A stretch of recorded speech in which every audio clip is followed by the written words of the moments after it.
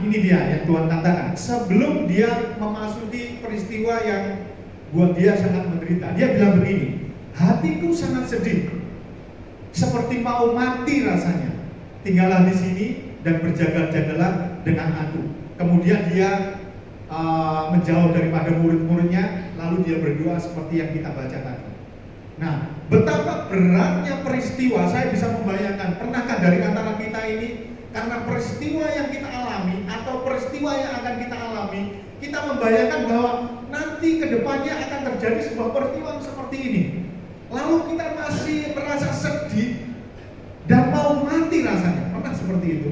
Pernah. Adakah di situasi, ya saya pernah mendengar kesaksiannya Pak Juan ya, mau mati saja rasanya, ya dengan situasi yang dihadapi ini, mau mati, saya mau minta mati Tuhan, sampai seperti itu. Itu karena betapa beratnya sebuah peristiwa yang telah terjadi, atau sedang terjadi, atau akan terjadi. Nah, Tuhan Yesus ini melihat peristiwa kedepannya akan seperti apa, sehingga dia merasa sangat sedih, mau mati rasanya. Sebenarnya Bapak Ibu tahu nggak apa yang sementara terjadi di sini?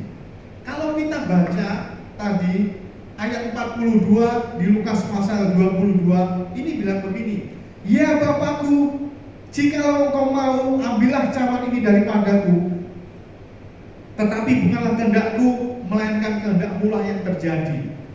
Jadi Tuhan merencanakan sebuah karya yang besar dalam kehidupannya. Bapa merencanakan sebuah karya yang besar untuk keselamatan umat manusia. Tetapi untuk melaluinya itu bukan sebuah peristiwa yang mudah untuk dilalui. Itu bagi Tuhan. Bagi Tuhan Bapak Ibu. Bagi Tuhan Yesus. Allah yang penuh kuasa, secara kemanusiaannya dia sebagai Yesus Kristus yang ada di dunia ini, dia juga merasakan hal yang sama seperti kita rasakan.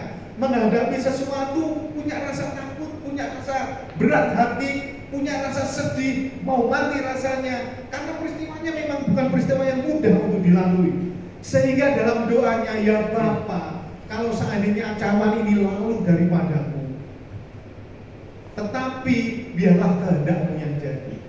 Ini perang batin ya, perang batin. Seperti yang saya sampaikan tadi, kenyataan dan keinginan. Nah, perjuangannya berat di mana? Kalau mungkin kenyataannya tidak bisa dirubah, Bapak kenyataannya ini memang harus seperti ini. Kalau memang harus seperti ini, artinya yang harus saya rubah adalah diri saya. Yang saya rubah adalah diri saya. Kalau kenyataannya tetap seperti ini dan saya harus melalui ini, mau tidak mau, suka tidak suka, karena kau berkehendak seperti ini, maka saya harus merubah keinginan saya. Ini perang ya Pak, perang dalam diri Tuhan sebenarnya. Ya, kehendak Bapa adalah seperti ini. Tetapi Yesus katakan, kalau seandainya cawan ini lalu daripadaku, tetapi biarlah kehendakmu yang jadi. Nah, pada akhirnya yang terjadi adalah kehendak Bapa yang terjadi. Nah, kalau di dalam Matius dan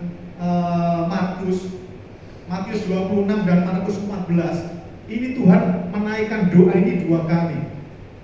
Dia berdoa seperti ini, kemudian dia datang ke murid-muridnya, melihat mereka tertidur, membangunkan murid-muridnya, dan kembali dia melakukan doa yang sama.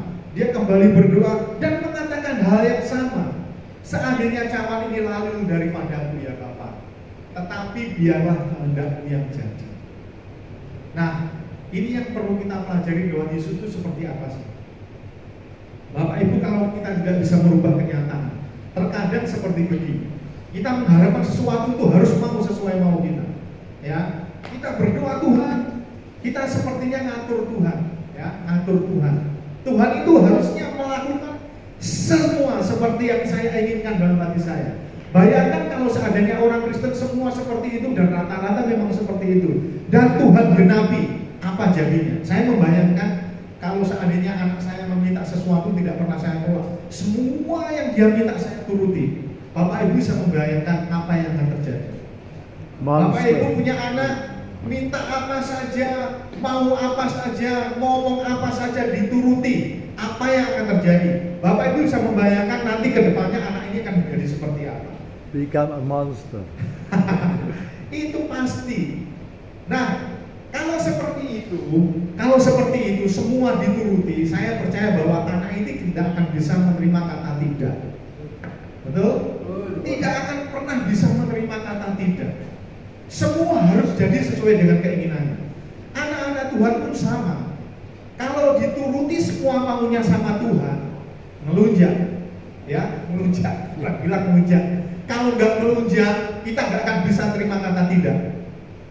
Maka itu Tuhan membentuk kita, Tuhan memproses kita. Nah, salah satu cara supaya semua ini akhirnya berjalan baik-baik saja, tidak menjadi yang saya sebutkan apa tadi? Masalah. Tidak menjadi yang saya sebutkan tadi apa? Masalah. Nah, kita perlu merubah diri kita ini seperti yang Tuhan terapkan dalam dirinya. Kiranya kehendakmu yang jadi, amen, bukan kehendak. Artinya apa? Tuhan memberikan keinginan dan semua kemauan dalam hidupnya ini dipasrahkan sepenuhnya kepada Tuhan. Kalau Tuhan sudah pasrah, artinya sudahlah Tuhan, apapun yang terjadi, silakan, monggo. Seperti itu kira-kira ya.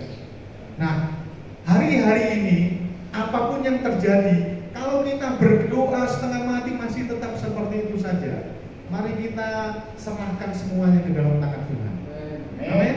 Nah, kalau kita ada yang berbeban berat dari antara kita, nah kita sulit rasanya lepas dari situasi yang seperti itu.